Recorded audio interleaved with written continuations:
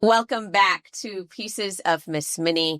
I want to say thank you first and foremost to all the new subscribers and fans and people who have been liking the video and sharing it and leaving me comments. I really appreciated getting to know many of you, and the love is much appreciated as well. We are going to be talking about dating today, and not from the perspective that I think dating, I think a lot of the stuff online right now has a lot to do with people in their 20s and 30s. And I think that is very much an intersection of life and the normal intersection. But, times have changed, as many of us know, and many of us are divorced.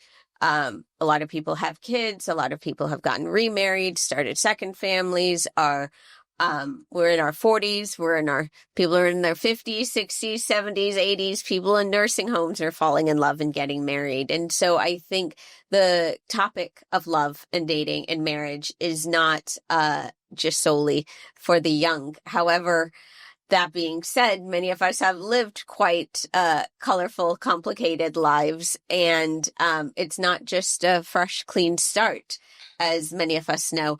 And so I am here with my dear friend, Frances Herrera, who is a brilliant interior designer and the founder of Blu Ocean Interiors. And we are going to be talking about dating in your 40s and beyond, but really dating, after marriage and divorce, dating when you already have kids, dating when you have aging parents, dating, making sense of your own childhood, and really what we're looking for going forward into this new world. And so please join me in welcoming Frances. I'm so excited over this topic. I mean, I've been telling my closest, best friends, confidants for years. We're like, we need to do a podcast or like some kind of content on dating. So I guess I've been manifesting this. And now that I've met you and I have like, woman, we're doing this. We've had these conversations and we're just like, of these conversations. And it's so good. So much good stuff with so much wisdom and good stuff comes out of it. So I'm changed both of us substantially. Oh my God. Yes. It's such good stuff. So I'm excited to just let it out. Cool. All right. So let's first set a baseline so that the viewers get to know you. So tell us a bit about where you grew up, your family, your parents, your dating, marriage, kids, Okay. History. All right. Quick bio, quick recap. So I was raised in New York, in East New York, which was, the hood, still is the hood. Big Latin family, typical, very traditional. We all grew up in one house. It was kind of like a townhouse brownstone setup. Had 3 floors plus a basement. So my grandparents lived there. I lived there with my mom. She was a single mom. And my aunt on the 3rd floor with her 2 sons. And then we also had an attic, which was not an attic, but it had 2 bedrooms. So it was a pretty substantial big house. Yeah. And sometimes it was 10 of us living there. Sometimes it was more because big Latin family. I grew up with many cousins. And then the holidays and birthdays. We're all pretty much a year apart from each other. So I was one of the youngest, not the youngest, but one of the youngest. So let's say if I was 5, there was one that was 3, all the way up to 12, and we're all a year apart. All boys. I was the only girl. Oh my God. So you were really interesting. Yeah, I know. I can imagine. That's a lot of, statistically speaking, that is highly unlikely. A whole lot of boys. I did have That's 2 wild. cousins that were girls, but we didn't live together. One of them lived in another country. Actually, both of them lived in another country, and they ultimately did come to the States. But I grew up with all my boy cousins, and they were all, truthfully, they were my brothers. I don't even call them cousins because they were my brothers. I can imagine. And we would scrap, and I was one of the boys, and I would hang out like one of the boys until I became a teenager, and then I started to look more like a girl. And there was a little bit more rivalry with their friends liking me. So that became very interesting. Very interesting. I can imagine. But that was kind of how I grew up. I was very, very close to my grandparents. My grandparents were together up until my grandfather passed, which was at this point maybe 10 years ago because he had a stroke. But they were like these two little lovebirds. And I just remember seeing them always like kissing and cuddling, watching novelas in bed. And my grandfather would cook while my grandma was working in the fashion industry because she was a fashion designer. And my grandfather had a hot dog truck until he retired. And then he was at home taking care of like all of the little baby cubs. Oh my God. My grandma was working in the fashion industry. So it was a very, very loving unit. My mom was a single mom. She and my dad split right around when I was about 3. And my mom was very ambitious. She went for her master's and she was always in school, and then she became a teacher.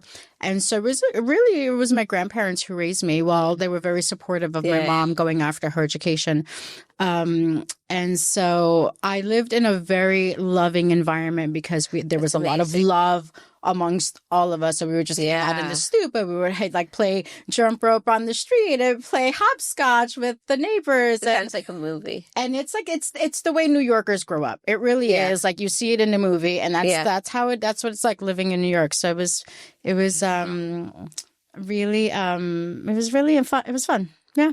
And then fast forward. As an adult, I went to school in New York. I went to FIT, and then at 17, I moved out, and I decided I wanted to live my New York City life. Went to FIT New York, lived the typical New York City life, like 3 roommates, a 2-bedroom apartment. But we were living the life. Bathroom, like it's just great. We had 1 bathroom. Oh my God. We were living the life. Oh my God. And it was that was quite interesting too. Lots of rock and roll, lots of sex, drugs, and rock and roll. I can imagine. But it was fun, and that was another, a very early phase of where my dating started, because I met this man who was, I think, a year older than me, because I was already working in fashion. He was in PR, and we worked close to each other. But ironically, we met in Miami while on vacation, and then we discovered that we lived in New York. So when we came back to New York, we started our little romance, which lasted for 4 years. We ended up living together and all of that.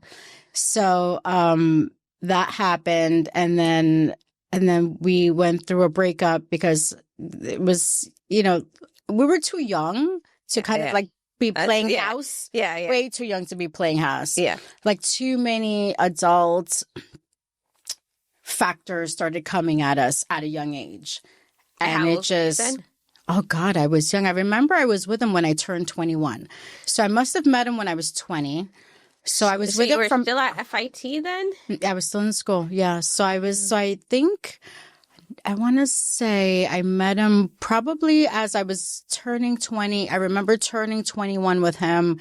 And I remember we were breaking up right around when I was 23, maybe even 24, because that's when I met my first husband. Okay. So tell us a bit about that. And then. Yeah. So the breakup happened. I was at a crossroads in my life where I was like, I was devastated over the breakup too, but I knew that it had to happen because we were too young to be together. And I knew I wasn't going to marry him. Right. So we weren't going to have kids under that. We were just too young. Yeah. So I ended up meeting my first husband, my daughter's father, and he was like a breath of fresh air coming off of this breakup. And he just like had his life together, was very mature, 2 years older than me. So he did seem very mature to me. He was already a homeowner. He was in finance, very responsible, Italian background. So very traditional, similar to the way I was brought up. And that to me was very, very refreshing. Yeah. Whereas the person I was with previously, his father had passed a few years back, so I never got to meet the dad. I only got to meet the mom. So I kind of met him almost similar to him being brought up by a single mom, even though it wasn't true, but it kind of felt that way because I didn't see the unit of the mom and the dad. Now that I'm with my first husband, I saw that family unit again. And that to me was very appealing because it felt very warm, and it felt Yeah. traditional, and it felt like what I wanted. Yeah. And to a certain extent, like, even though your parents were divorced, like, you still grew up in a big family unit. Like, your mom being a single mom was not out there by herself, and it wasn't just the two of you She against wasn't the world. scrapping and Like, struggling. you know what I mean? Yeah. You had, like, the difference of extended family. Like, if you're divorced, but you have extended family, no big deal. Like, you can, you know what I mean? Yeah. Like, it's fine. There was But no if lack you of don't love. have, Yeah. if you don't have extended family, Yeah. being divorced and being a single parent is, Yeah. you know, a very, you know, dangerous proposition at times. Yeah, no, I never felt like there was anything missing because there was so much love, and because I got to see my grandparents. So then and you know they're what good looks healthy. like. I knew what healthy love and what like long lasting love looked like. Because I don't think ever once I ever saw them quarrel or argue or fight. They were always just, it was very, very sweet and so beautiful. So I always longed for that. So now going back to where I was, when I met my first husband, I kind of like, I saw that instantly. So it felt healthy and it felt really, really nice. So I was like, okay, like this is good. Like I met this man. He comes from a good family. He's got all his ducks in order. Fantastic.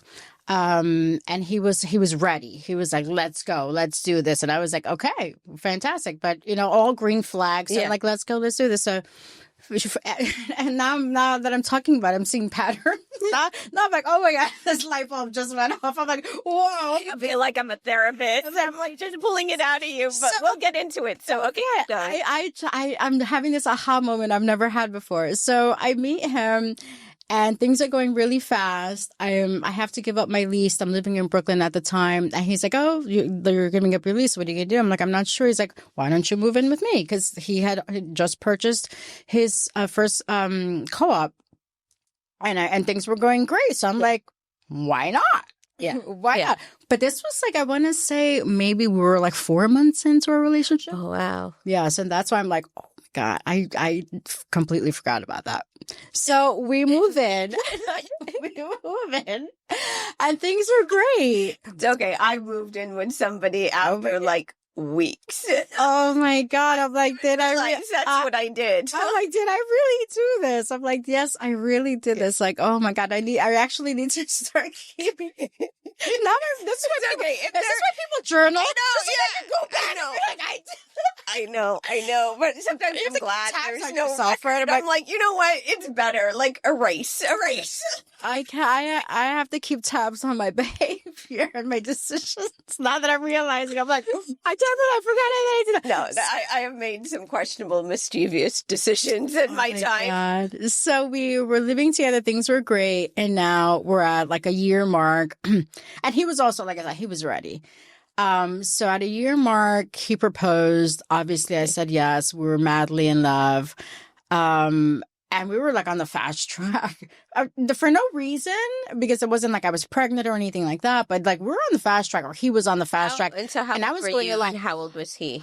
So let me see. I got married when I was 26, and we were already 2 years prior. So like I said, I must have met him around like 23, maybe turning 24, because it was right at 26 that I got married, because we got married in August, and I wasn't turning 27 till November. He was 2 years older. So if I was... That's right. You're 26 when I got married. Right? I'm Sagittarius. I was 26 when I got married. He was 28. Whenever I hear November, I'm like, oh no. You're a Sagittarius. Okay. Yeah, that's right. I'm the good one. All right. So we were on the fast track. So 2 years we got married, had the magical, amazing wedding, wedding of my dreams. There were a few little hookups being married into a traditional family, which I was not aware of, like how obsessed they are with weddings and how it's like, it became like this whole thing where what was his heritage? Wedding. Italian. I wanted a small, intimate wedding, no more than like 50 people. I was thinking, let's just get like a yacht, get 50 people on a yacht, have like on the New York. Yeah, just like that was my vision. And he's like, no, have you lost your mind? Like, we have to invite all my family. It's going to be like 250 people. And I'm like, what? Like, this is like an Indian wedding. I'm like, no. Like, I eloped. I was like, that sounds horrible. And truthfully, even though I come from a traditional Latin family, I wasn't exposed to that. I had one cousin who got married, and the rest of us, they always like they got someone knocked up. Nobody really got married. Truthfully, no one got married except for my one cousin that got married. Okay. And for some reason, I'm not sure what happened, but I don't even remember going to his wedding. I'm not sure if it was because I was sick or because I was out of the country or what the deal was. But I never actually even, he was one of my very brother. For some reason, I don't remember why, but I never even got to see him married. So marriage was not a big deal for me. Interesting. Yeah. I mean, the commitment is a huge deal for me, but marriage, like the formality of like going down the aisle and the church wedding and all of that. And mind you, I'm not even baptized. So it was like, so I'm like, and that was kind of like a thing for me where I'm like, no, like I am who I am. I'm not going to get baptized. I'm not doing cover. I'm not doing all that to get married in a church. Yeah. I'm spiritual. I'm religious in a sense because I am traditional now as I get older. But when I was younger, I truly wasn't. Yeah. And that is like a whole nother level. But so that whole church wedding thing was like, I was not interested in that. I'm like, and that was kind of for me like a little bit of a deal breaker, but naturally I was in love with him and I wanted to make him happy and I wanted to kind of like walk into this traditional family that I had been longing for. Yeah. Anyway, so we compromised. We didn't have the church wedding. We found an amazing officiant. We got married on this gorgeous dock in Long Island City overlooking Manhattan. It was spectacular. It was the wedding of my dreams. All right. You didn't know. Yeah, you're like, oh, okay, it turns out. Yeah, we had, where did we go? Oh, we had an amazing honeymoon. Everything was great. And we waited.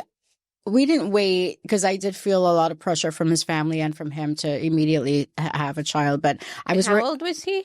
28 when I was 26. So you were both young. We were young. Both very young. But by Italian standards, that's like the age. All his cousins, it was like every month we were at a wedding. It was American Italian. Every month we were at one of his cousins' wedding, and every month there was like a wedding, and I love going to weddings, but I didn't like. It's not my thing. Yeah, mine neither. It's not like I wasn't like Italian wedding. I'm like I crossed that off the list. I'm like that sounds like I'm like, can we just do like bachelorette party and then like skip to the reception. I'm like, and then like a private ceremony like at the temple. I'm more like simple, more romantic, more intimate, just he and I, or just like the closest friends, closest relatives, like not the whole shebang. It's just it's a whole lot. And even though I'm a planner because of the industry that I'm in, but when it comes to me, I like to keep my life in that aspect of my life more private. I'm not like a big wedding, big dress. People won't know who I'm dating until I'm married. And then they'll be like, oh. So how long was that relationship? And you had your daughter. So we had, because of me, we waited a while to have my daughter. Because truthfully, I was still kind of like struggling with my own stuff, my own childhood traumas over children. Because I lost a cousin at a very young age of childhood leukemia. And that kind of like destroyed me. I had a lot of trauma over it. Just of the thought of like having a child and losing a child, I couldn't deal with. So it stuck with me. I was like, what if I have a child and I lose a child? Like I would never be able to survive that. It happens, but it doesn't happen often. I know, but I just had this trauma. So anyway, and like he knew that was my trauma, so he gave me a lot of grace. But his family was like constantly on top of me, and I'm like, but I'm still young, and I'm okay. But they would be like, they were like, but you're not young, and I'm like, that's like, I mean, you forget like how much like when you're dating somebody, like how much their family. They had a big voice, a huge voice, and it was like that. That's a lot of people in one room. That is a crowded kitchen. Yeah, and it was like, back off. Like we're good. Like you're causing problems between the scenes that don't need to be there. Yeah. But anyway, he gave me a lot of grace because he was working on his business, and he also knew that I was working on my career, and I was trying to start my design company. So he gave me a lot of grace to the point where. Then we were starting to have some problems, and I, being naive, I was like, okay, I was, kind of thinking that the problems were coming because, we weren't moving things forward And to how the many next years phase of our into marriage. it So was we this? didn't get pregnant till 8 years after we got married, which I is a long still time. struggle with the we didn't get pregnant. I'm like, they don't get pregnant. No, but it was a decision. Oh, right. It was a decision that we mutually made Uh-huh. to have this baby, and we mutually made the baby. So it was 8 years into the marriage. We mutually went through the process of like what it looked like to get pregnant, what it looked like to go to the OBGYN, and what it looked like to make the appointments, and what it looked like to make sure that I had a healthy pregnancy. So we did it together. We did it as healthy as possible. And when the baby was there, like we planned it all. The nursery was ready, like we did. So we did have the baby, even though Is he a Virgo? I carried the baby, but we had the baby. Yeah. He's a Pisces. Okay. Yeah. All right. He's an amazing father. And that's why till this day I say we had the baby, because I will never strip that from him. True. He's always a big role. Amazing father, amazing ex-husband I could have ever dreamed of. That's really, really lucky. Most people say a lot, they have a lot of different. So then why did that, why did that end? So there were many factors. We moved here. We moved to Florida from New York, and it was my choice because it was like my big dream was always to like live in Miami. But also, truthfully, I was running away. I was running away from his family that was like making me crazy. Wow. Yeah, it was overbearing. Yeah, they were making me nuts. Oh. And so I was running away from that, and then we were already having problems. So it was like, you're either coming with me or you're not. And you already had your daughter? No, we hadn't yet. So you had her here. So we were kind of like in that crossroads, and I'm like, listen, you're either coming or not. Mm-hmm. And he was like, what do you mean? I'm like, I've been telling you this for let's just say I had been like trying to convince him for like a year. His best friends lived here. They were also like trying to convince him, like, come, you're going to live a better life here. So every time you're here, you're so happy. He was so attached to his family. And for some reason, I always felt like, even though they loved me, I always felt like I never fit in. Like there was always, and maybe it was me. It could have been me because they were but there were certain things where I was like, I just kind of like, and I just always felt like I never fit in. And it wasn't that they purposely made me feel that way. It was something in me. I know that now that I'm more perhaps mature. Perhaps it was both. I mean, perhaps the feeling was mutual. Like you are not Italian. No, I'm not. You seem to take that very seriously, even though, they're a few generations out. But they all love me, and there was never like a certain incident where I felt that they purposely were like, you're not part of the family, or like, you're not Italian. I don't know what it was. Like, I kind of now, I think I need to dig deeper into why I felt that way. Now that I'm more mature, I need to figure out what that was about. But anyway, at the time, obviously, it's interesting when I hear that, because I'm like, I've felt like I don't fit in, but like, I don't fit in. You know what I mean? To me, I'm like, you're white. You know what I mean? Like, but like closer to it than I am. You know what I mean? I'm like, but you could blend in. I'm like, I couldn't even blend in anywhere. Like, and maybe it's because I didn't bow down to them, and maybe because I am so strong and I am outspoken. Maybe that's why I never fit in. Maybe that's why I kind of felt like they wanted me to be more docile, more passive, and more like fitting into their ways. And I was like, no, I'm Latin, and this is how I do things, and this is how we roll, and like, it's not going to change. Like, I'm not going to pacify you. I'm not going to bow down to you. And not that they wanted me to, but there was just like certain things where I was like, no, like, I'm gonna, like, if I don't feel like showing up, I'm not going to show up. If I don't feel like doing this, I'm not going to do it. No, I mean, I think everyone needs to understand that, like, you want to participate in family events, but it's like the family does not own you, particularly not somebody else's family. Not even your own family. You're like, these aren't even my parents. You're like, I'm already dealing with my parents. And my parents were never overbearing, and his parents could be overbearing, and that was a little too, like, because I am strong-willed too, and I could be very feisty. Where I'm like, no, you're not going to tell me what to do. Like the whole baby thing of like, oh, you're getting old, Francesca. When are you going to have a baby? I'm like, excuse me? Like, first of all, you're coming at me the wrong way. Seriously. Like this is bad approach. This is not the strategy I would recommend. Like, I would pause and rethink. I want to move this conversation forward. Yeah, and then I would get it from him of like him also trying to like like side with his family, and I'm like no, but we're like No, and then like, that's you're always fighting at home, and then it's and like that kind of made, and maybe that's why I kind of felt like I didn't like they didn't always like he didn't always have my best interest, because I felt like he was going to always lean towards that side versus my side. So that kind of created a lot. And I think that's why then me now thinking about it, I'm trying to steer him towards my direction with the whole thing of like, all right, I'm either going to Miami with or without you. Because I already knew we're coming to a crossroads. We were like, all right, you're either going to stick with me or you're going to stay over there. Like, you need to make this tough decision, and you need to make it now, because I'm setting this deadline, and the deadline is September. Yeah. And he was like, oh, shit.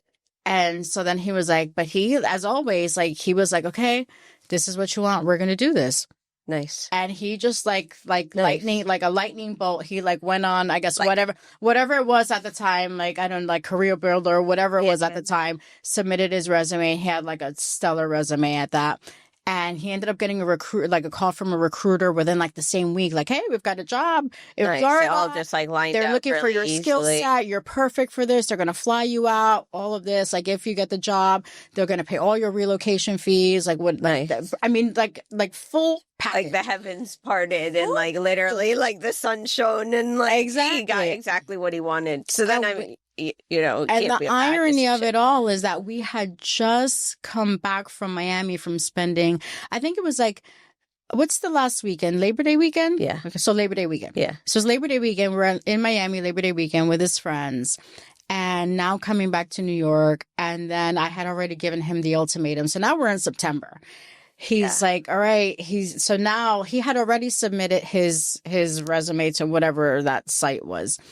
And so now we're like literally in September. And in September, the call comes through like, we will fly you to Fort Lauderdale for this interview because they're looking for you. Perfect. And so we'll fly you and your wife. Yeah. So they fly us literally to Los Angeles. We stay at the Blu Ocean Hotel. He goes on his interview and he gets the job on the spot. He comes to me. He's like, Francis, he's like, we're moving here. I'm like, what are you talking about? He's like, I got the job. I'm like, what?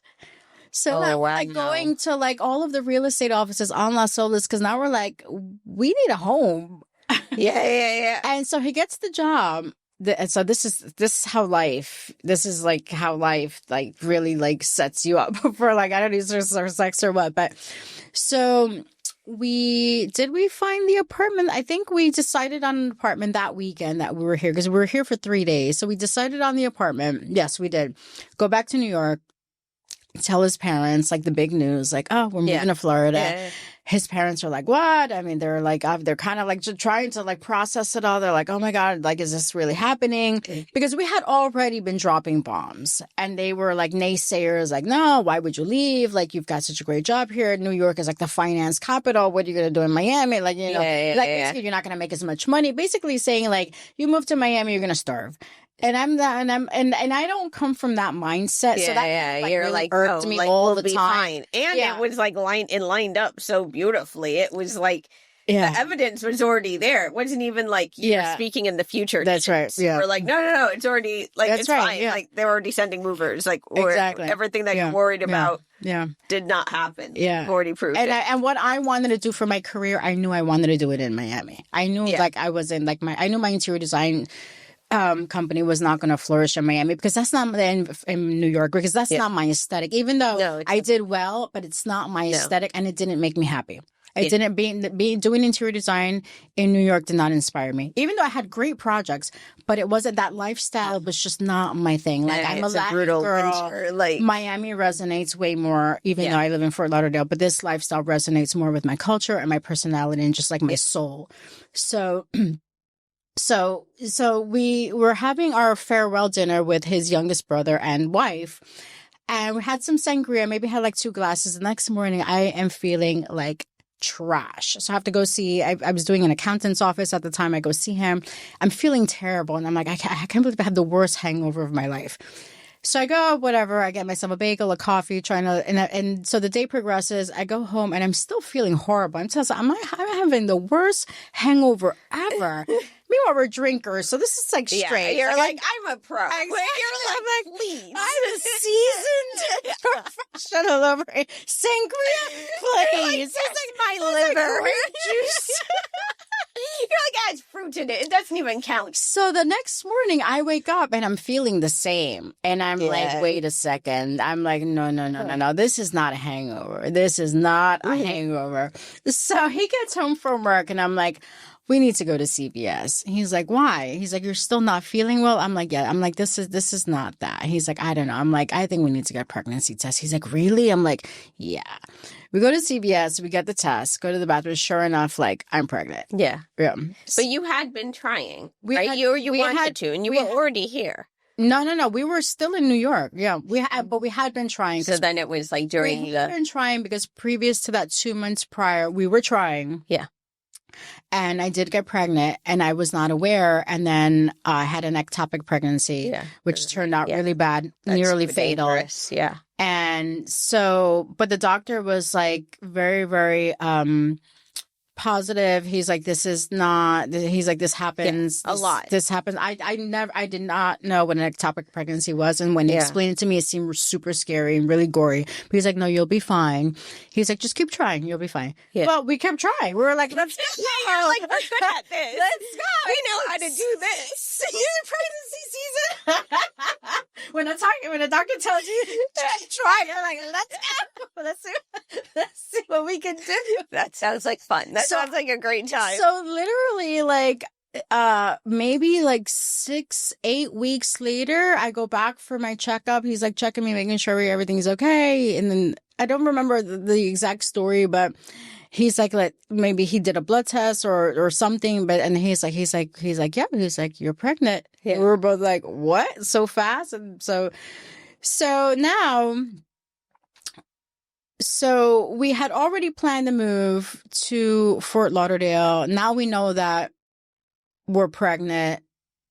We moved to the condo. We still had our apartment, which we needed to sell. I was going back and forth because all my jobs were still in New York. He was, starting his new career in Fort Lauderdale. And then ultimately that we did sell that apartment, moved everything over and got settled here. And so my daughter was born in Broward. And we were already set. We were already settled. It was wild. And you were suddenly growing as well and flying back and forth. It all happened. I was like, Florida, baby. Yeah, job, everything. Yeah, his dream job, which he didn't even know was his dream job. As much as he came here kicking and screaming. When he got that job, he was like, it was his dream job. Like, no more winters. It was his dream job. I mean, it worked out perfectly. It worked out perfectly. So then what happened? Because then that sounds like it was working. So then what happened? Well, it was working. And then, we had the baby and she was like beautiful and amazing. And we were in love with her. And we kind of like, it brought the fire back to us. But then there were complications. It was like, I wanted to, get back to like building my business in Florida because I was, that's the reason why I came here. And so now the baby kind of was like a piece of the puzzle that we had not anticipated because it kind of came fast. Uh-huh. We weren't really like completely ready for her, even though we were planning, but we weren't really ready for her. So when she came, it was like we were ready, but we weren't ready because I had these dreams of like, all right, now I'm going to start my interior design firm. And like I had these like huge ideas, but now I have this baby to take care of. But it worked out because he was always an amazing father. And so we put her in daycare. I, continued to grow my business. And then fast forward, my mother-in-law ends up getting sick. And this happened through a period of like 3 years. She got sick. And then we thought that she was going to be okay, that she was going to fight it. But unfortunately, she didn't. It got worse. And he was going back and forth to see his family. I was not because I was taking care of the baby. Yeah. And it took a toll on us. Going back and forth took a toll on us. He was very attached to his mom, attached to his family. So it was a big deal. Like that was a huge loss. Yeah. Huge loss for all of us, including myself. Because she was a mother to me. Yeah. So that was, I didn't realize it till later on, because he didn't share with me what was happening, because he would go, and then when he came back, I'd be like, so how is she? I'd be like, oh, she's good. She's, she was juicing, she was doing her chemo, she was, exercising. He's like, oh, she looks good. She's got color. So he would come with all of the positive, which rightfully so, right? When someone's in that condition, you want to kind of be like, yeah, everything's going to be okay. She's doing all the right stuff. But I guess there was like some behind the scenes that he was not sharing with me, like his true inner feelings of what he felt was happening. So this lasted for 3 years, where he was not being completely transparent and truthful to me on like what he was feeling emotionally. And it took a toll on him too. I mean, now upon reflection, I realized that he went through his own depression, which I was not aware of. Yeah. So I was losing my husband, and I have this baby where I'm like, hey, like he wasn't being present with my baby. I need support. It's all this help. travel, and like now the logistics have become a lot more complicated. And I need him to support me in my business and all this charity and philanthropic work that I'm doing to get notoriety, to become known in the community. And I'm doing like a lot, and a baby. He's going back and forth. Yeah. Now he's going through his own emotions, which I am not aware of, because he hides it. He held it really well. He's like this man in armor. I've never seen this man cry till this day. I've never seen him cry ever, and I'm a crier. I've never seen this man cry. Pisces. And he's Pisces. What do you mean he doesn't cry? Like, what Pisces doesn't cry? Never, ever. I've never, nothing. I've never seen this man cry. I mean, this man has been in armor since the day that I met him, which is admirable. But at the same time, though, you have when you're in a relationship, you do need to open up and be honest, and you need to be transparent, because you're in it together. And like, there are things that had he shared with me, we probably would still be together. We would have worked through them. I would have been compassionate towards where he was. I would have been able to help him through it, or I would have been able to get him the help that he needed to cope with what he was going through with his mom. Instead, he was leaning towards other vices, which were detrimental to our relationship, and it put me in a position where I was feeling really hurt. I was feeling like he was like he flipped on me. I was like, I almost like didn't recognize him anymore. I'm like, who are you? Where's my husband? This wasn't our plan. No, this wasn't our plan. Like, what are you doing? You're in complete sabotage mode. Like, you're being like a complete fucking asshole. When I need you the most. Like, you have a daughter. Like, is this what you want? Like, what? Like, who are you? And where are you? Where did you go? Yeah.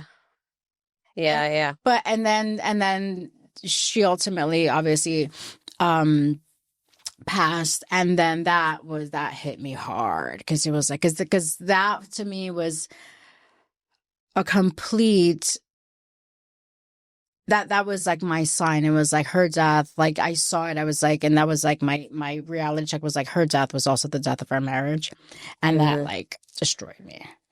Yeah. So I think a lot of couples don't, that is the death of a parent. And what other couple, like what people survive. Like with my ex-husband, his mother passed away when we were together. And we were I didn't know that. Yeah. And his father had died when he was young. His father passed away when he was 12. And so he had a tough childhood, a really tough childhood. His mom was working 3 jobs at one point. But yeah, and his mom was really... They weren't overbearing. I think she really wanted a wedding, and I didn't give her one. I regret that, even if it had been something small, because she really did adore Gary. But yeah, she died while we were together. It was about halfway through our marriage, and she fell asleep, and didn't wake up, and there was no warning. She wasn't sick. She was, relatively speaking, still quite young, and it came as a shock. And I remember, like, I didn't know, I was glad that like my parents were there, and my parents always loved Gary a lot. And, my parents have always treated him like he was their son as well. But I remember him crying and just feeling like an orphan. That like, there was not like both his parents had gone. The little boy felt like an orphan. Yeah. But like, we don't realize that they have feelings too. Yeah, but like also it's like we haven't all been through that yet, but that will be a crossroads most of us face. They say, and I've been hearing this now, and that's why like I reflect a lot on those times now that I'm at in the point in my life now, is that men, those are the things that really change a man, is like the death of their parents, the birth of their children, and the death of their parents, the two. Yeah. And when their parents die, I guess it's like, I think it'd change any of us. Like I think about my parents, and because it's men feel they have this sense of like immortality until they see their parents, then they're like, oh shit, like we are not immortal. And then it's I guess it's like, I have to dig deeper into that. And there's a lot in there as well, because I think a lot of men are not as involved in their parents aging.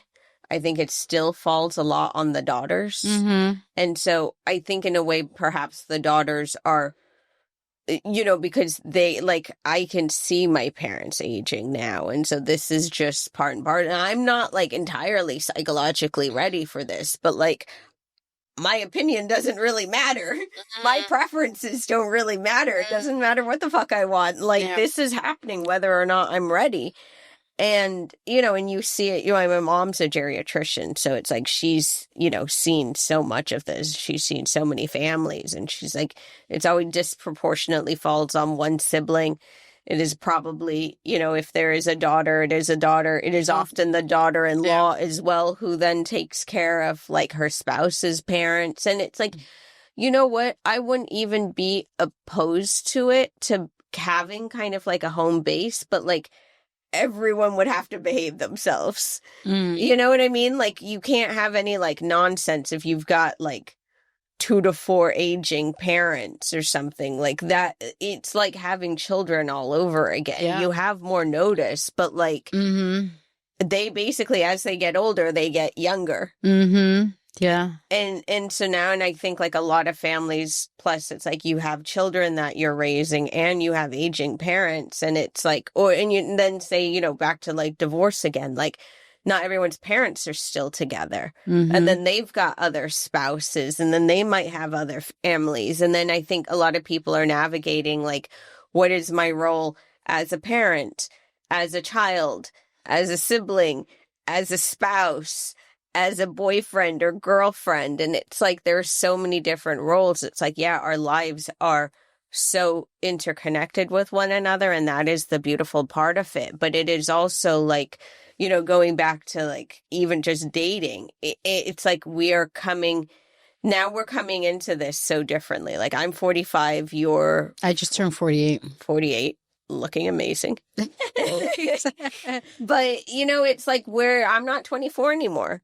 I'm like, okay, I don't have kids, but like, there are 2 deal breakers. Like one, my parents. So we're a package deal. Like I will be taking care of my parents. So, and 2, like you can't be allergic to cats. Like there will be cats. And if you're allergic to cats, you don't like cats. Like, well, there are plenty of men who like cats these days. I just noticed. I'm like, wow, like it's becoming a thing. It's a sign of emotional maturity. Yeah. It's a sign of evolution that men are actually. Or because cats are so easy. I mean, they're low maintenance, but like, it's a tricky, like you gotta, cats have their personalities and opinions. So, okay, so then that happened. I want to ask you about, so we're here. I know there was a brief second marriage in there with a man who basically there was a brief second, yes. So brief second. So let's see. Let me see. And he's not worthy of that much discussion, but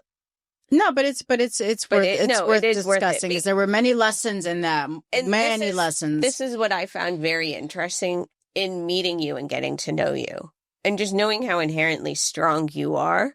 And it's not to say we all haven't like fallen for stuff, but it was like while I'd call it the marriage, the original marriage, the real marriage, like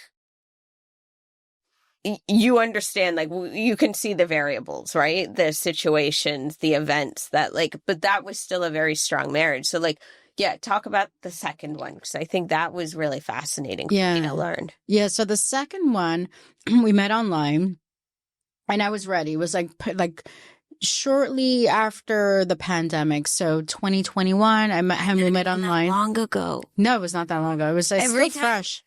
Yeah, it's still still fresh, but it's not fresh. This was 10 years ago. No, it's still somewhat that was like fresh. while I was in LA. Yeah, it's still fresh. my So I met him. God. Yeah, but I'm seeing these patterns where like I'm always on the fast lane, and I'm like, Francis, you need to slow it down. Yeah. Like, whoa, what is it with me? Like, yeah. So I met him online. He immediately swept me off my feet. Such a charmer, so handsome. I mean, again, seemed to have it all together, which we later find out he did not have it all together. But he love bombed me, and just immediately, yeah, it was like we started spending time together. Before I knew it, we were spending every day together, and it was like between his apartment and my apartment.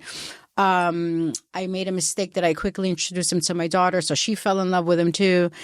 And we just started to like blend our lives. And then he proposed after like 6 months, but he started speaking about marriage like within like the first month. And so I became like completely enamored by that, because I was like, because I guess I fall into these patterns of like men being decisive and knowing what they want, but I need to be more discerning as to being more discerning with the men and not falling into the love bombing. You're a beautiful, intelligent woman. Like, yeah. Of course men want to be with you. I know, Like, that's not the question. That is not. Do you want to be with them? The question is, I need to be more discerning. Exactly. It's not like, but I totally understand. I shouldn't say that so loosely, because my discernment was on point with my first husband. Because we were together for a long time, and he is till this day an incredible man. I will never speak poorly of him, because there's no reason to. But my judgment was way off on number 2. Yeah. And I call him, and I always call him number 2. It's a little disrespectful, but I call him number 2 because even saying his name triggers me. So we just leave him at number 2. He is number 2. That's fine. I don't and not to label number 1 as number 1, because he was the real one. He is the real man. He would be the one that I always, that from now on I will compare everything to what that felt like in order to me to practice better discernment, because number 2 was like, that's took why me down I didn't this get rabbit hole. remarried, because nobody stepped up the way Gary had stepped up, and he was always my benchmark. Mm-hmm. And so even when other men talked about marriage, I was like, I played along a little, but it was like I had already seen what a real man looked like in my 20s. Yeah. Well, I mean, this man seemed like a real man. I mean, he talked the talk. It was like, I mean, he did it all. I mean, I swore he he came in on that white stallion, waving his, and I was like, and I felt like the luckiest woman in the world. I was like, thank you, Jesus, like for listening to all my prayers. I swore I manifested this man. I thought that about some men, and then later I'm like, I probably did manifest him, but it was like my vibration was probably a bit too low. I did manifest all of the good parts, where like he was super generous, very charming, handsome.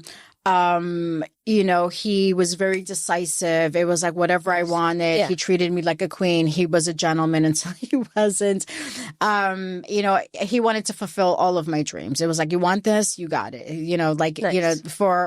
He proposed with the ring that I wanted, on the beach. And then shortly thereafter, he's like, I want to plan the wedding. And that should have been the red flag. Yeah. No one wants to plan the wedding. He was. That was the sign. That was the sign number 1 on like how controlling he was, like, because he wanted. At first it seemed like very romantic, and I'm like, oh, like you want to plan a wedding? He's like, yeah. He's like, let me do it. He's like, I want to take care. He's like, I want to do this for you. And I'm like, this sounds wonderful. And he truthfully did. He planned an incredible wedding at that, like St. Thomas. It was the Ritz-Carlton. We got married on the beach, like at sunset, at sunrise, because it was like the beginning of a new day. And I wore a simple dress that he picked out, but it was perfect for that time. It was a very, very appropriate. Yeah. I mean, he cried. He had his vows. I had my vows. I found that to be very romantic. He had the yacht waiting for us. We jumped on the yacht in our bathing suits, spent the day on the yacht. It was very, very romantic. Yeah. It was like everything that I wanted. Like it was like he read my mind. I mean, because he truthfully was. He probably was reading your mind. He was. Why, like, he was reading a bit of a sociopath. He certainly was. He was reading my mind from the very beginning. Yeah, it was like he was listening to everything. He would ask me all the right questions. He was listening attentively to everything so that he can so that he knew exactly, you know, how to walk the walk to get me, and so that I wouldn't see everything, all the blaring signs and the headlights and the sirens and the smoke alarms that were going on. And because you weren't avoiding the thing is you weren't, because he wasn't showing you any. No, but he did though. He showed me a lot of bad behavior, And now that I admit now, but back then it was more of like, oh, we're just getting to know each other. Like, you mean like the fights and stuff? I didn't expect him to be perfect, and I'm not perfect either. Like, I'm feisty, and like I would do things that would trigger him, and he would do things. But there were things that so many times. But there were things that there was like very inappropriate behavior, like him not being able to like manage his like he had issues with managing his emotions. So he would like go from like 0 to 100 real fast. Oh, that would be absolutely not okay. I know. I tolerated a lot of that bullshit. I'm not okay with that. I tolerated a lot of jealousy. I tolerated it with a lot of jealousy. I don't do these emotional outbursts. I normally wouldn't. I don't do unpredictability. Unpredictable. No. I normally wouldn't, but because I was so charmed and enthralled by this. Oh no, I get a glimpse of that. I tolerated a lot of his juvenile adolescent behavior, and you know, a lot of it was like very, very toxic and purposely abuseful. Yeah, and then it just like it gets you on this roller coaster, this emotional roller coaster, and so you're like trauma bonded. Yeah, the makeup and the big like romantic gestures and everything, and it's like, and now this relationship has like completely consumed your mind, your DNA. Now all of a sudden I'm psychotic. Now all of a sudden I'm the one who has anger management issues. Now all of a sudden I'm the one who has anger management issues, because like you're the fiery Latina, and he's just trying to. I was the one who was fucking losing control. I was the one who was gaslighting you the whole time. Insane, and I truly was. I was spiraling. I was like, you know, like, and I was like a basket case. I had like high anxiety, became an insomniac, couldn't sleep. I can't believe this was you just a couple of years. Yeah, I had gained like an obscene amount of weight with him because of all of the cortisol and everything that was going on in my body. Be thin. I mean, no, I always get thinner after a relationship. But he also purposely was fattening me up.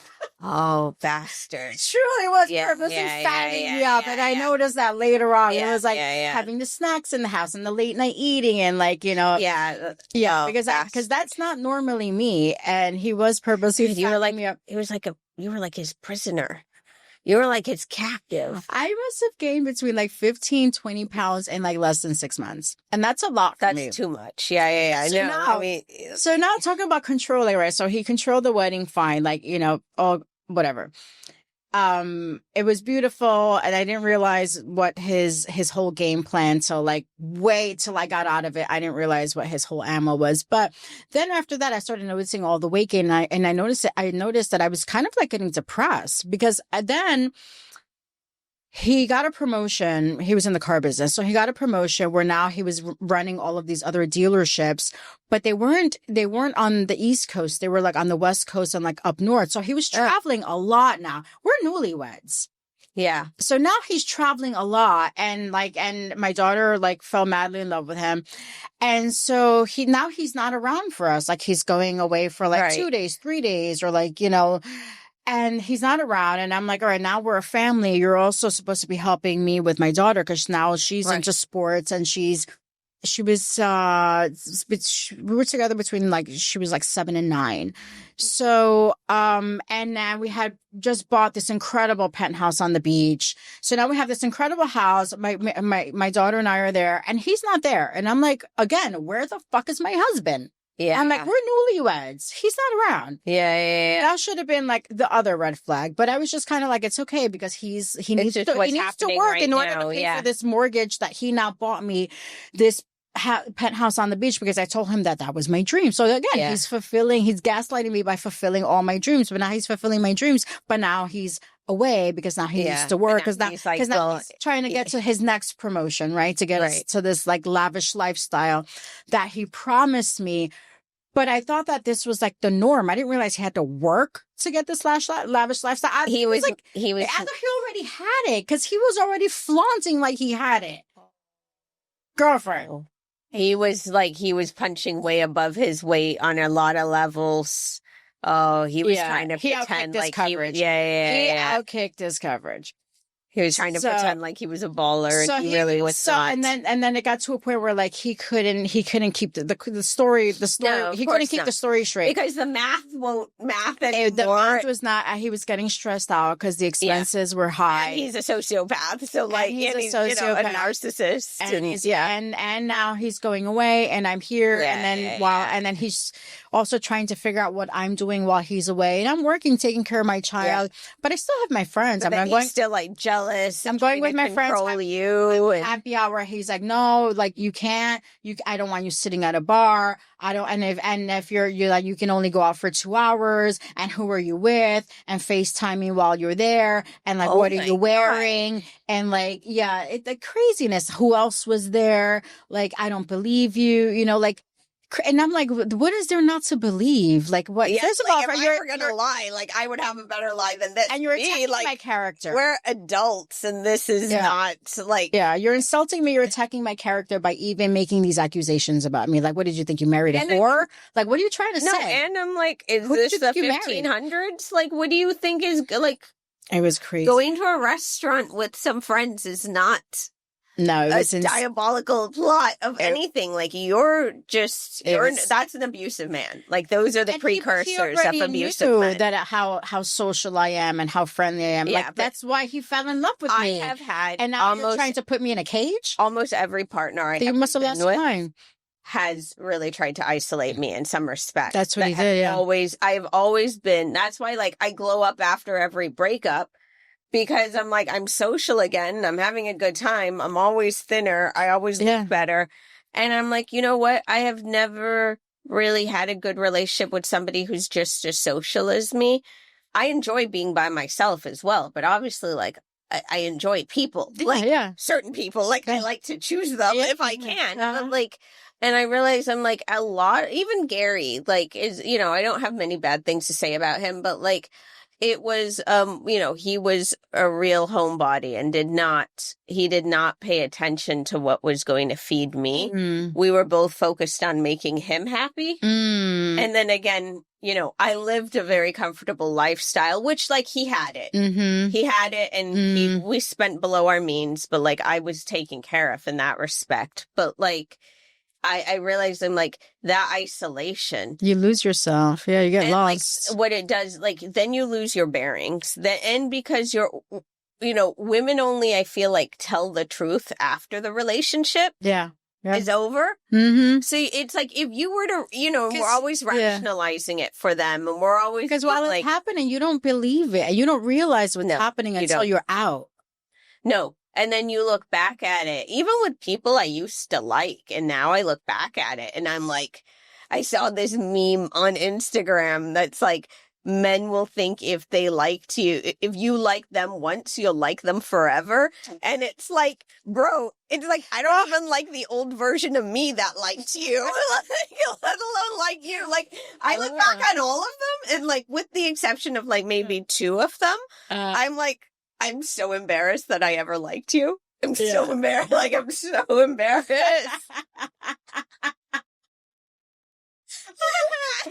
I write it off to my youth. I'm like, it's fine. It's fine. I was born again at 45 and we're starting afresh. I think men expect us to be super loyal and they think that they're like, because as women, we're supposed to be loyal. They're like, oh, women are loyal. But they don't realize that flip will switch in a minute. I can flip that switch in a second. Yeah, me too. I can get the ick like super fast. After what I went through with number 2, these days, oh my God, it is so hard to convince me. And like, you make one bad move where I see one red flag, and then it's like my benign. I don't even bother. I'm just like reading energy, and I'm just like FBI. Get out. I'm like, I don't care about you enough. Like, I'm like, I'll just block you. Like, it'll happen really fast. So don't talk about it. I'm like, I give people the benefit of the doubt. Maybe that's like a little bit of like, maybe that's something I need to work on. But I tend to, but now it's more. I feel these days, and now you'll probably agree with me. I do it more because it's more of humorous to me these days. All right, let me see how far you think you're gonna be able to go. To a certain Like, let me extent, see how dumb you really are. Let's see how dumb you think I am. And for me, it's kind of comical these days. Where I was like, I give him the rope because I'm like, let me see how far you're gonna go with this rope. And I see what's happening because I see it like I see it as like as clear as daylight now because I'm like seasoned to know what to look for. And now I trust my intuition way more. My intuition is like so heightened now. Yeah. Because of maturity and experience as an age to wisdom, right? But men don't have that. So they underestimate us all the time. No, they do. And they have no idea. Have, like, atrocious instincts. Plus they're egotistical and narcissistic, so they're not thinking clearly to begin with because everything is under the premise of I'm the greatest, I'm the best, and obviously they see that. And it's like, bro, no one sees that. Yeah. Like, that is a figment of your imagination, and I'm sorry that I can't materialize that for you in real life, but like, it's like they come from such a flawed, like, the ones who are a lot less evolved, and unfortunately, like, I've met too many of them, but it's like, they really think that, like, they take you for granted. And they don't realize, like, no, I can make a different decision at any point. Yes, there are a lot of men out there who have been vying for my time and attention. So you will only be displaced by somebody better. Yeah. So,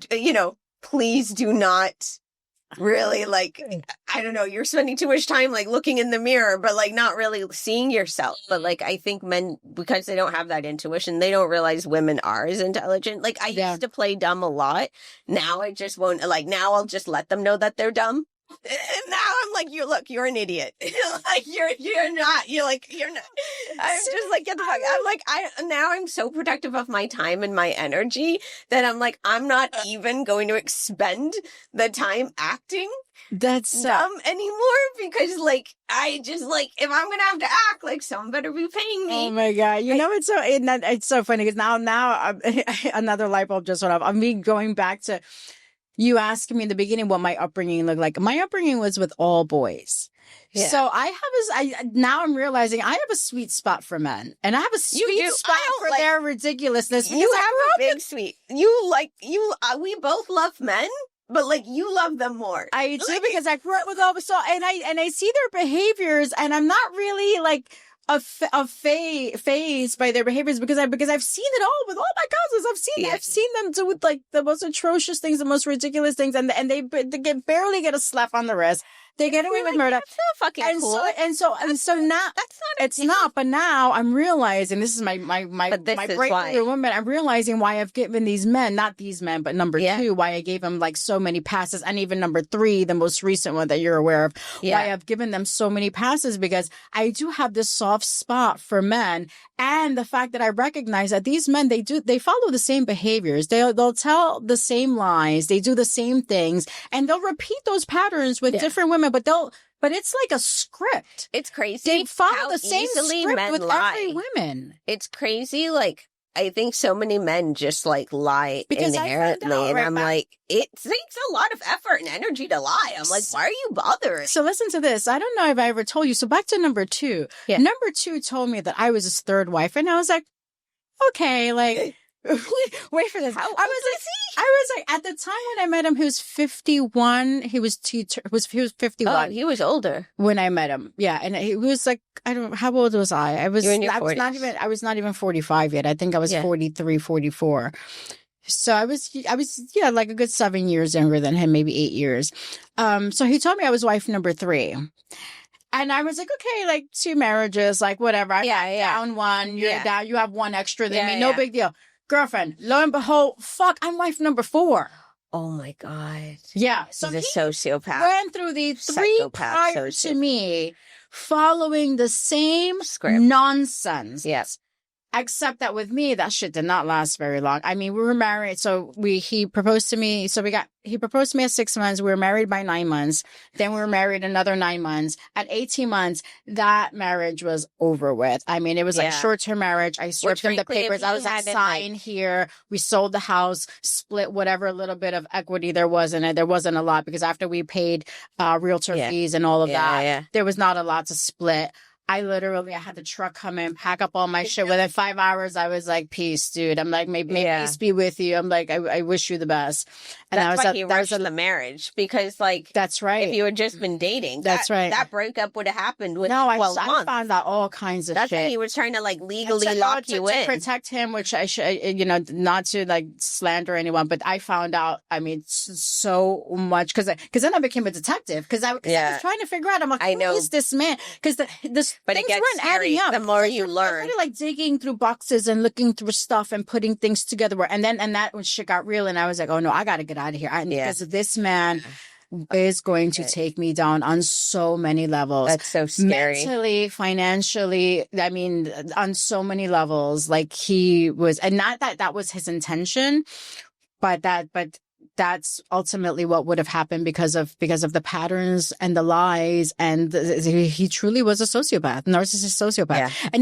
And truthfully, before I met him, and it was my friend at the time, and which she was a blessing because I had known her for a long time, and she was going through something similar in her marriage, and I never knew. She never shared it with me. See, isn't it crazy how much we all talk to each other? This is why we're here. Fucking hide. This is why we are here. Yeah, we're like, no. We're hiding. No. This is nonsense. How women hide behind to look like that postcard life. And we protect these men. It's like these men don't protect us.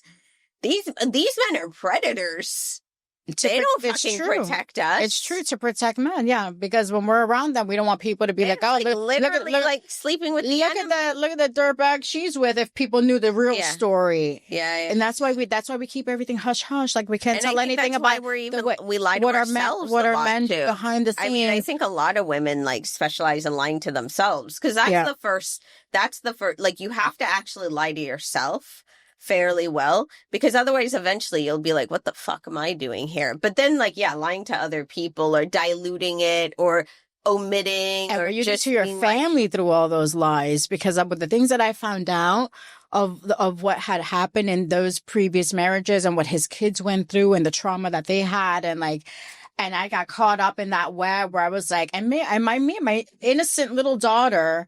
And I'm like, she doesn't belong here in this fucking craziness. I'm not raising her with the sociopath and all the damage he did to his kids. And these kids have major freaking trauma. My baby girl does not belong here. No. This is not. This is not family. You need to get away from the both of us. Yeah. No, this chapter is closed. And baby girl didn't understand. And I never explained to her. Like she kind of like later on, when her dad asked her, like, because he was in shock. He was like, wait, so your mom just got married. What are you talking about? Yeah. It was less than 9 months. He saw the postcard. He was happy for me. He's like, hell yeah, baby. He's like, perfect. Like, she's got a wonderful step. He was happy for me. He was truly happy for me. And when like things came crumbling fast, he asked my daughter, he's like, this doesn't make any sense. Your mother just got married. What happened? And Leela was like, he wasn't very nice to mommy. Meanwhile, she never saw us fight. Like we kept all of that in the closet away from. And the fact that she said that, and that was like the only thing she remembers, like, because she knows nothing, because we never like let her see anything. We kept her in this little bubble because she only lived with us half of the week. So half of the week she was like in this perfect little family that she was in love with, and then when she was away, then and it wasn't like we were like throwing things against the wall. It was like little quarrels, but the tension, and the little, even the little like back and forth, or like him leaving the house and not coming back for hours, or me leaving the house and not coming back for hours, and you could feel like what is that's like theatrics. Ugh. Yeah, and I'm not an aggressive person, but I mean, this man got me to the point where one day I realized I was like, oh no, I'm like this, like I'm starting to scare myself of what I'm capable of, because I am not an aggressive person. Yeah, things I'm like the most rational person in the world. I was married for 13 years. Yeah, and in that marriage, I mean, we've gotten into a few rifts because of me. But, I mean, he never spoke back. He never tested me. He would be like, let's just go to bed, whatever. In the morning, it was like nothing ever happened, even though I would be upset. That's how Gary was. Like, we barely fought. Never, ever. And now but this one is like bull in a china shop. Like, he could come with gloves on. And I'm like, put those gloves down, fool. Excuse me, like, you first of all, you do not want me to put my gloves on. That was No, better yet. There will be brass I'm just knuckles. gonna yeah, exactly. I'm just gonna pick up my a nunchucks. baseball bat. Like, let's settle it that way instead. Like, all right, keep those gloves on. Take them off. I don't give a fuck. You're about to die. It's about to go down. It's about to go down. Oh my God. I'll just like give them an ego death and be like, now you're in therapy for the next decade. Yeah. Enjoy that. Oh, I gave him an ego death the day that I left. Yeah. So, okay, so those were two. I'm looking at the time now. They took the hour. Okay, Heather. No, we started at 11:40. Yes. We have 10 minutes left. Okay, we'll try to push it, but there's so much to talk about. So anyway, okay, part two. I think we have to do a part two. I think, like, obviously, we're going to end a part two. Okay, so that was a couple years ago. You came out of that bigger, badder. Bigger, better. There's my relationship in my 40s. Now I'm like pushing 50s, right? Now I'm like, I just turned 48. So I'm like, 50 what is 50s the new, gonna look like 35, 40? No, I feel amazing. I feel way smarter. I'm feeling really good. I've got all this knowledge under me. I've all these lessons under me where it's like, you're not going to pull a fast one this time. I feel like I'm a lot more confident.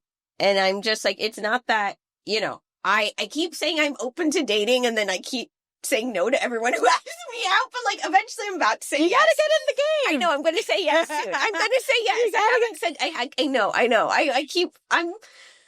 know, I'm too busy. So I'm like, I can't, like, I'm busy too. I'm going to start saying yes. Busy's an excuse. I know. But even like, the busiest people are married and cheat. So I know. Okay, I'm going to start saying yes soon. Well, say yes to yourself, because truthfully, like, I'm a hopeless romantic, and I've always been in relationships. Obviously, like, I love men, even though some of them behave badly. I still love them. But there's something about being in a man's energy that I love, and I guess that's why I've been guiding myself in like certain situations. But it feels nice to be taken care of by a man and having them open your door and pull out your chair and order for you and like take care of this for me. Like, it feels nice to be able to go back into your feminine and not be doing everything and just being able to delegate and be like, take care of this for me. That is what just I'm waiting for me. That is like, feels so nice. And that's what dating does, though. Old-fashioned men. It warms you up into then you start to create your husband, and you're like, so now this is what. But it's like my husband is going to look and feel like. I think men are all over the place right now. I don't know. I wouldn't say that. Like, I think like the older, it depends. Like, words have weight. You're right. Words are spells. Words are spells. No, you're right. Not experience. You're right.